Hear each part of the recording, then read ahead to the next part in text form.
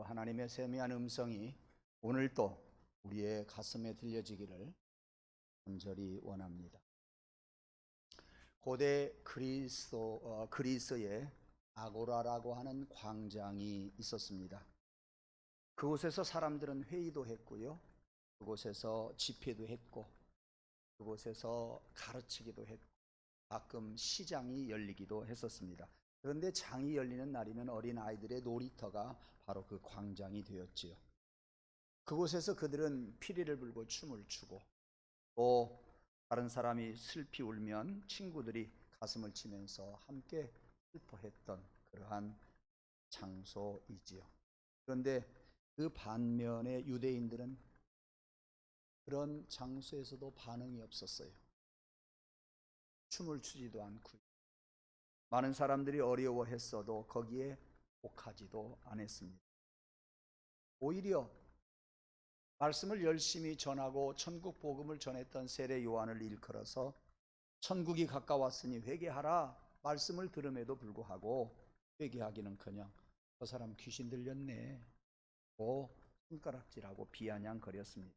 세례 요한에게만 그런 것이 아니라 예수님을 향해서도 그랬어요. 예수님은 대중들을 가르치고 병든 자를 고치시고 많은 기적을 일으키고, 그래서 많은 사람들이 즐거워하면서 쫓아다녔는데 하나님 나라 복음을 전하는 예수님을 향해서 그들은 뭐라 그랬어요? 세리와 죄인들의 친구다, 먹을 것이나 탐하는 사람이다, 이렇게 비난을 했습니다. 그러니까 시장통에서 노는 어린아이들도 춤출 줄 아는데, 시장통에 있는 어린아이들도 어려운 일이 있을 때 서로 애곡할 줄 아는데 너희들은 그럴 줄 모르느냐. 그것이 예수님이 유대인들을 향해서 하시는 말씀이요, 또 이런 말씀을 하십니다. 그런 무리들을 향해서 이 세대를 무엇에 비유할 거나 그랬어요. 아이들이 장터에 앉아 제 동물을 불러서 내가 너희를 향하여 피리를 불어도 왜 춤추지 않느냐, 우리가 슬피 울어도 너희가 왜 가슴을 치지 않느냐라고 이야기하는 것과 똑같다 그랬어요. 그러니까 춤을 추어야 할 때 춤을 추고 우려할 때 울 수 있는 우리의 감성이 있어야 되는데, 얼마나 유대인들이 완악했으면 그러지 않느냐, 얼마나 그들이 전통에 찌들렸으면 왜 그러지 않느냐라는 이야기입니다. 잘 생각해 봅시다. 모든 인간은요, 사회적인 동물이에요. 우리 인간 관계는요, 서로 상호작용이 일어나야 돼요. 중요한 이야기예요. 서로 돈독해지기 위해서는요, 감성을 나눌 수 있어야 돼요. 내게서 일어나는 감성, 상대방에게서 일어나는 감성을 볼 줄 알아야 돼요. 이것을 말할 줄 알아야 돼요. 이것을 느낄 줄 알고요, 이것을 공감하면서 반응해 줄 알아야 돼요. 모든 사물이나 모든 꽃이나 모든 일어나는 일들을 바라보면서 여성들은 그 반응이 빨리빨리 일어나는 반면에 남성들은 너무도 무딥니다. 무디어도 너무나 무딥니다. 저도 무딥니다. 다만 무디다고 하는 사실을 알고 있습니다. 여성들은요, 어린아이를 보나 어른들을 보나 할머니들을 보나 꽃을 보면 참 아름답다고 하는 마음의 감동이 우러나와요. 감성이 우러나오는 것을 볼 수가 있습니다. 우리는요, 21세기는 감성의 시대라고 하는 것을 꼭 알아야 돼요. 감성을 상대방과 터치해주는 세상인 것을 우리는 알아야 돼요. 사업하는 사람도, 신앙생활하는 사람도, 가족끼리도, 일터에서도 상대방의 마음을 서로 터치해주는 것은 얼마나 소중한 일인지 모릅니다. 부부간에 가장 중요한 일이겠지요. 성도들 간에도 이렇게 우리의 감성을 읽어줄 수 있다고 하는 것은 큰 나에게 강점이라고 하는 것을 알아야 됩니다. 그러니까 상대방의 눈을 볼 줄 알아야 돼요. 상대방의 소리를 집중해서 들을 줄 알아야 돼요. 감성 있는 사람은 그럴 수밖에 없을 거예요. 상대방의 소리에 우리가 공감해 주어야 돼요. 고개를 끄덕이고 그렇다고 이야기해 줄 수 있어야 돼요. 그리고 상대방의 말에 대해서 관심을 갖고 긍정해 주는 반응을 반드시 보여주어야 합니다. 그 사람이 성공한다 그 말이에요. 그 사람과 친밀해질 수 있다는 말씀이에요. 예. 그 사람과 돈독해질 수가 있다 그 말이에요. 그래서 그 사람을 내 사람으로 만들 수가 있어요. 내가 이용해 먹으려고 내 사람으로 만드는 것이 아니라 그 사람의 마음을 한번 만져주려고 그 사람이 내 사람이 된다고 하면 나 또한 좋고 그 또한 좋고. 우리 한번 따라합시다. 옆에 있는 사람에게 나는 당신의 마음을 읽고 싶습니다. 시작. 아멘. 진짜 읽고만 있으면 안 돼요. 읽지 말고요. 감동을 보여주자니까요. 나는 다 표현을 못하겠어요. 21세기는 감성의 시대요. 감성의 시대.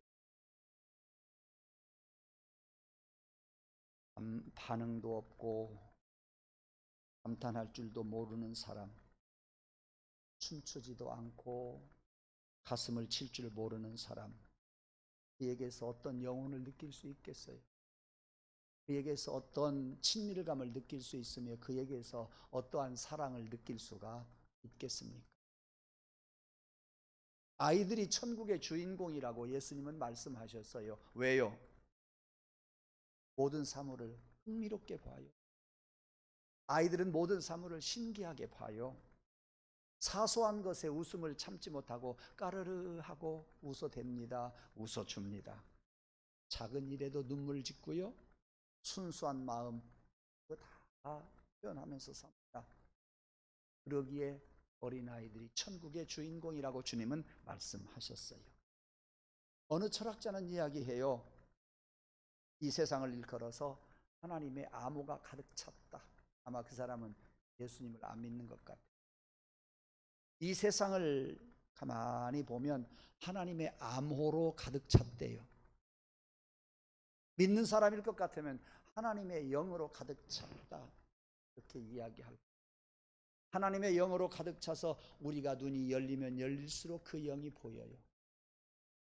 우리가 영이 열리면 열릴수록 그것을 가슴에 담을 수가 있어요.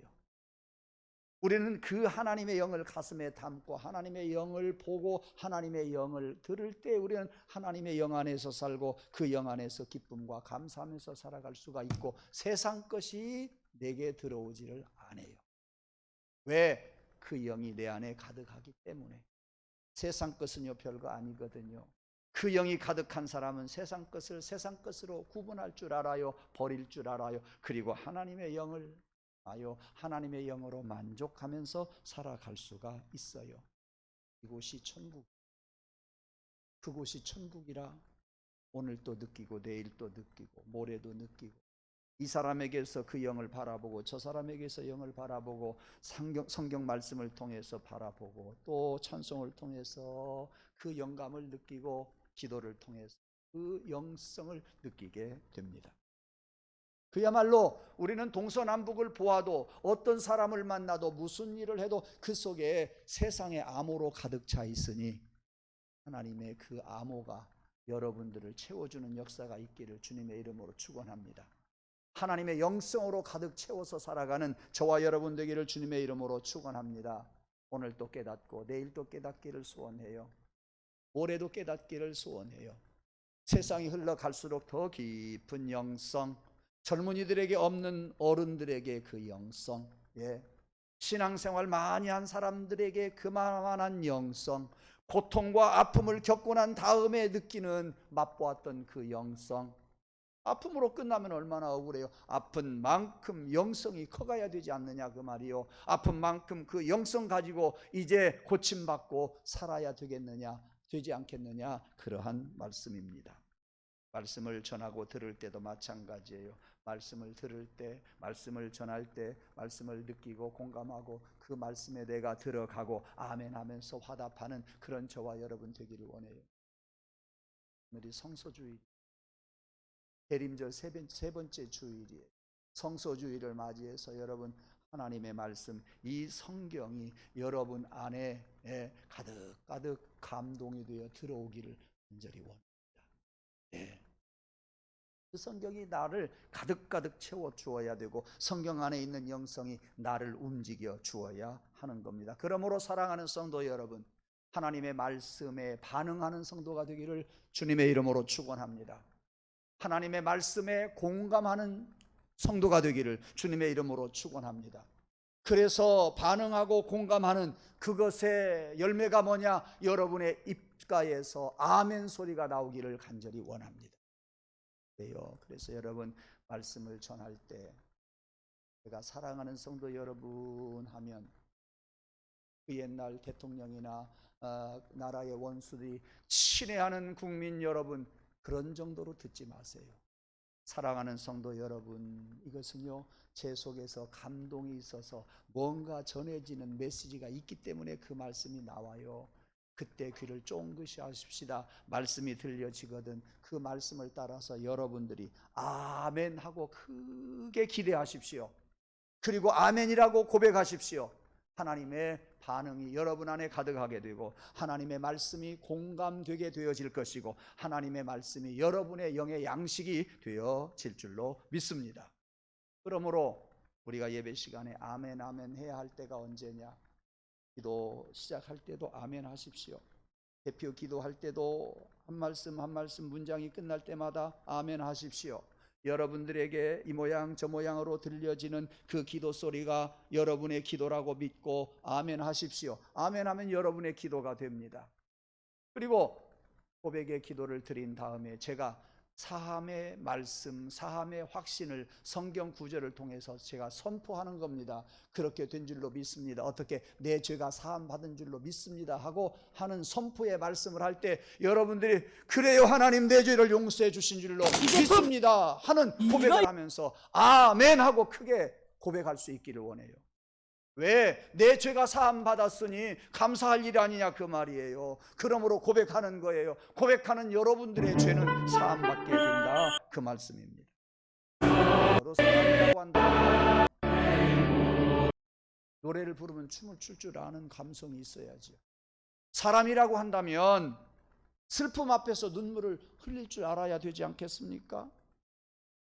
불의를 보고서 분개함을 느낄 수 있어야 되지요.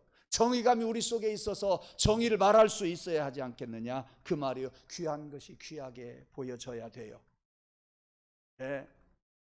소중한 것이 소중하게 보여져야 한다 그 말씀입니다. 그런데 우리는 이런 불감증이 없어서 이런 것들이 없어서 불감증에 지금 사로잡혀 있습니다.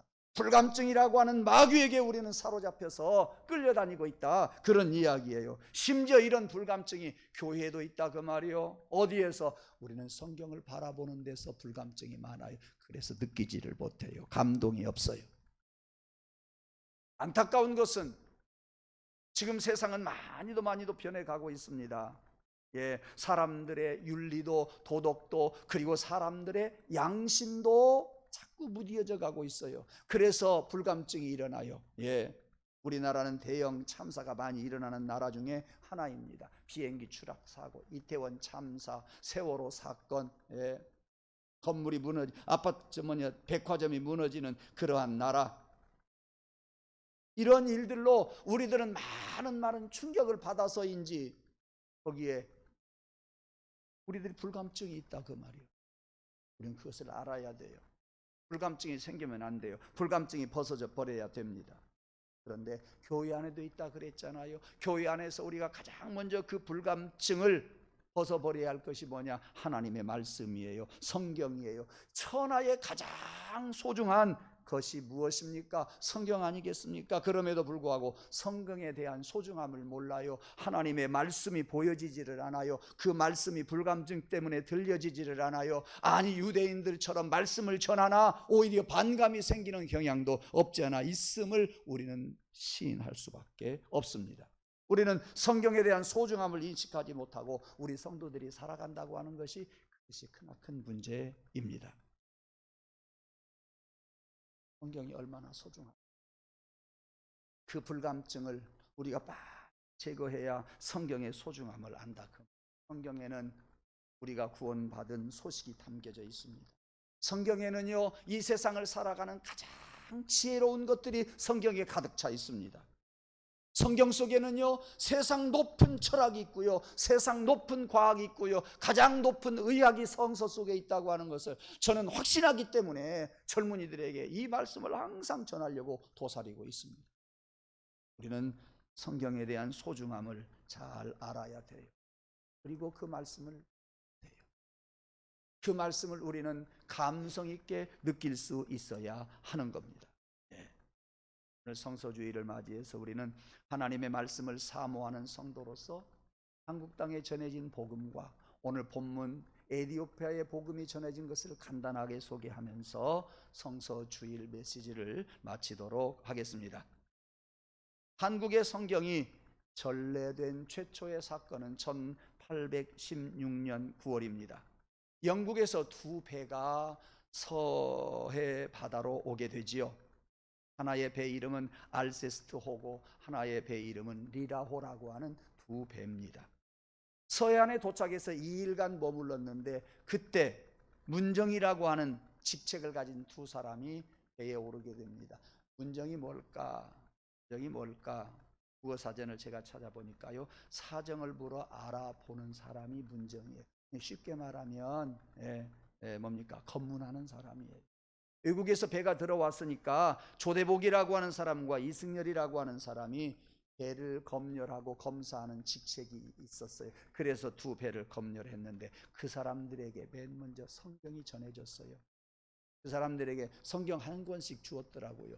그런데 그것이 발각이 되어 가지고 이 검문하는 사람 조대복이라고 하는 사람과 이승열이라고 하는 사람이요, 파직이 되어버리고 말았네요. 그리고 그 성경이 어디로 갔는지는 모르겠어요. 전해졌을 거예요. 많은 사람들이 그 성경을 보았을 것이라고 저는 확신합니다. 그로부터 66년 후 1882년 한국 땅은 아니지만 만주에서 서상륜이라고 하는 사람이 쪽복음, 누가복음과 요한복음을 번역하고, 그리고 만주 남쪽에 그 쪽복음을 전하고, 그리고 한국 땅에 그 복음을 전하기 위해서 성경을 미리미리 중국 땅에서 번역을 해 놓은 거예요. 그 뒤 1년 후 이제 한국 땅에 서상륜이라고 하는 사람이 자기 짐 속에다가 성경을, 쪽성경을 훔쳐 가지고 옵니다. 죽을 고비를 넘기게 됩니다. 그러니까 죽을 고비하고 죽을 각오를 하고서 그렇게 했던 거지요. 그 이듬해 또 1884년에 이제 공식적으로 한국에 복음이 들어옵니다. 부활절 날 아침에 언더우드 목사와 아펜셀러 목사가 복음을 들고 선교사로 우리 한국의 인천 제물포에 들어오게 되지요. 언더우드 목사는 20대 후반 총각 목사고, 아펜셀러 목사는 결혼을 한 사람이고요. 언더우드 목사는 장로교 목사이고 아펜셀러 목사는 선결교 목사였어요. 장가간 사람은, 아펜셀러 목사는 부인과 함께 우리 땅에 왔어요. 세 사람이 우리 땅에 밟는데 누가 맨 먼저 우리 땅을 밟았겠어요? 나 같으면은요, 언더우드 목사가 빨리 가서 밟고 싶었을 거예요. 왜? 내가 먼저 복음 전하리라 하려고. 그런데 미국 사람들은 아니잖아요. 누가 먼저 밟았겠어요? 아펜셀러 목사겠어요? 언더우드 목사겠어요? 언더우드도 아니고 아펜셀러도 아니에요. 누구일까요? 아펜셀러 목사 부인이에요. 먼저 레이디 퍼스트 한국 땅에 밟고, 그 뒤를 누가 갔겠어요? 아펜셀러 목사가 갔어요. 그 뒤를 누가 갔겠어요? 언더우드 목사가 갔어요. 그러니까 요즘 선교교 목사들이요, 장로교 목사인 우리들에게 우리가 먼저 복음 전했다 메롱 그래요. 자기들이 먼저래요.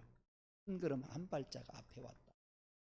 지금 그렇게들 이야기하고 있습니다. 중요한 이야기는 아니지만 그렇게 해서 한국 땅에 복음이 전해졌고, 복음을 전하려고 왔던 선교사 언더우드 목사, 그 사람이 깜짝 놀랐어요. 왜? 이미 한국 땅에 한국어로 번역이 된 성경이 있는 것을 보고 깜짝 놀라지 않을 수 없죠.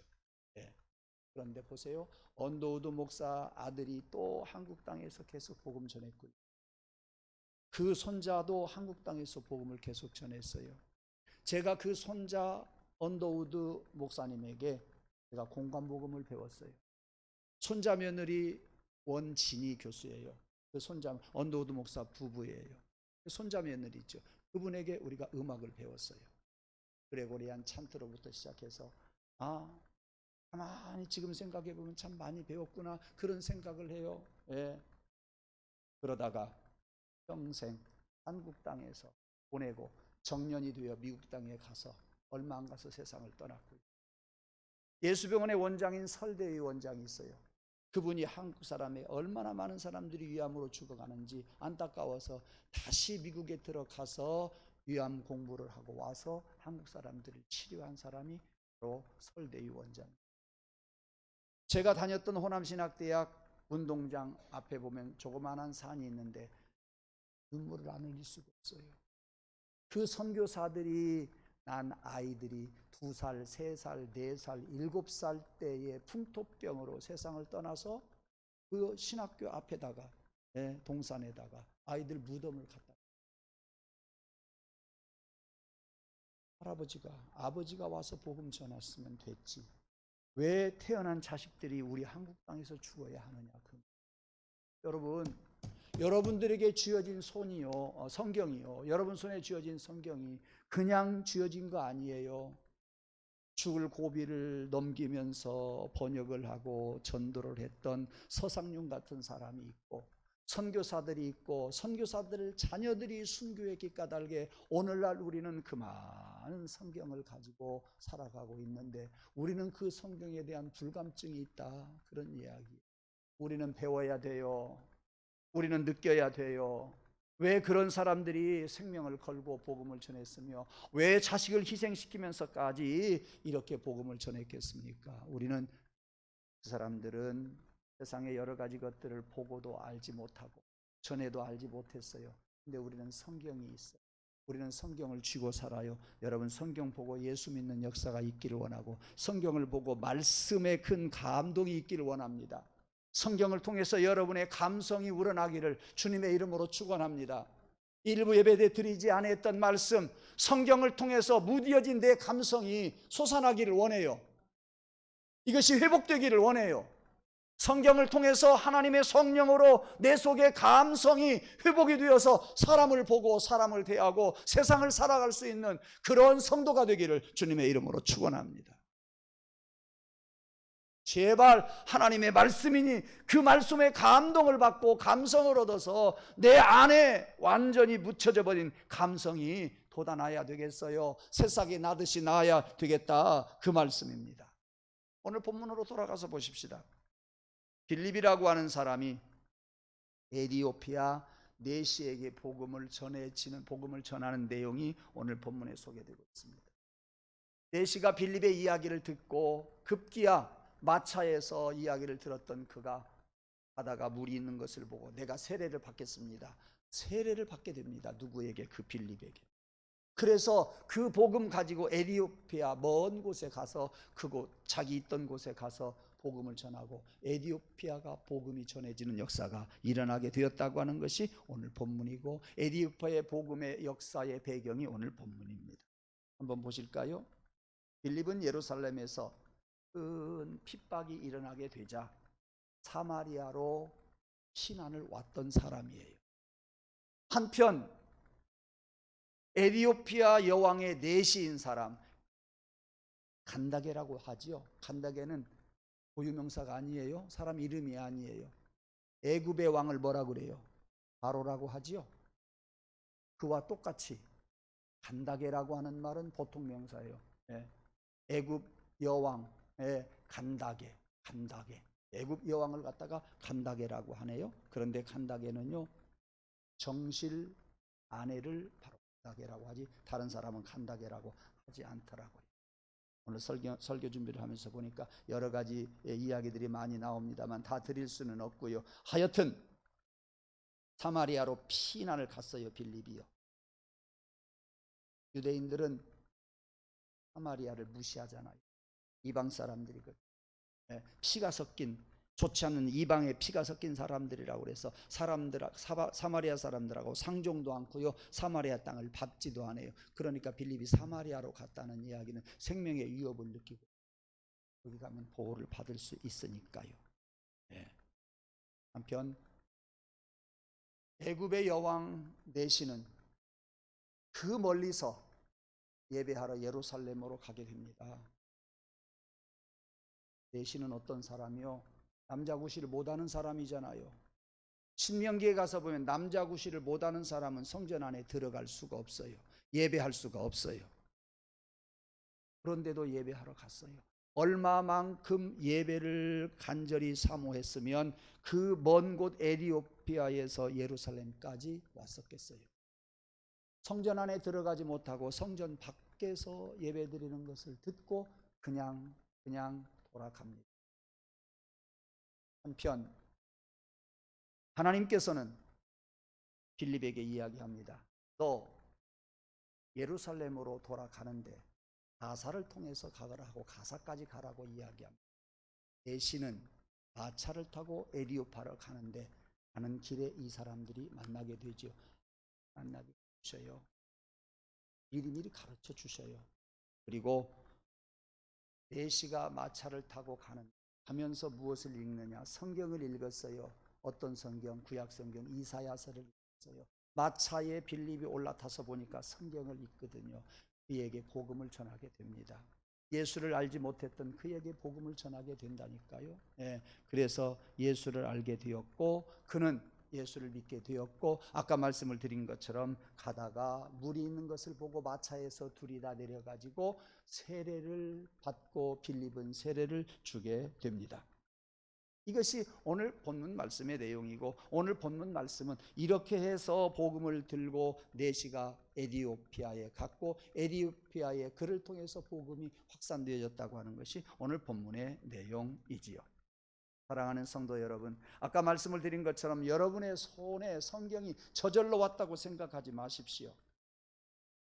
여러분의 손에 들려지기까지 수많은 순교자의 피가 있었다고 하는 것을 꼭 아십시오.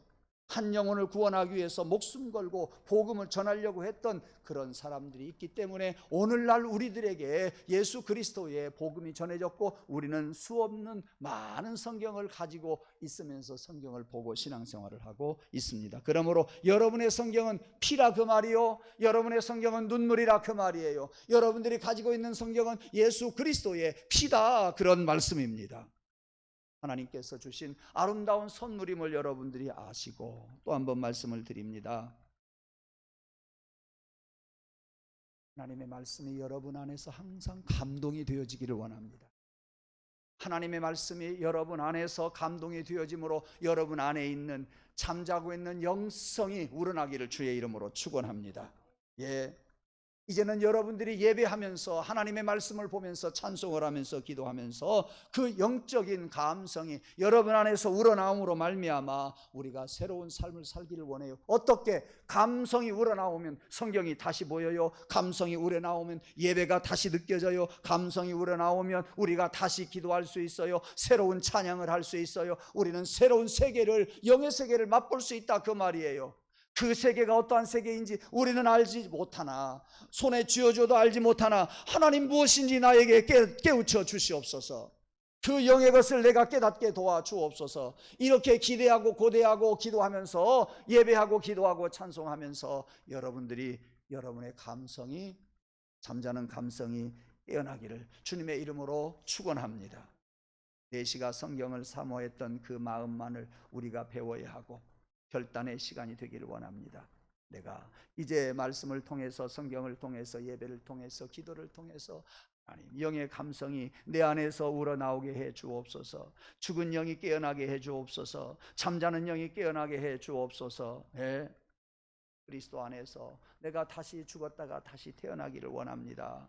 그러듯이 부활하신 예수님과 같이 내 안에 감성이 부활하게 하여 주옵소서.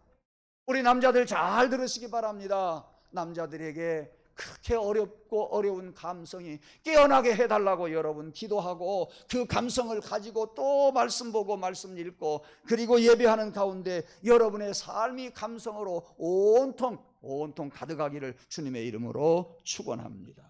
기도하겠습니다.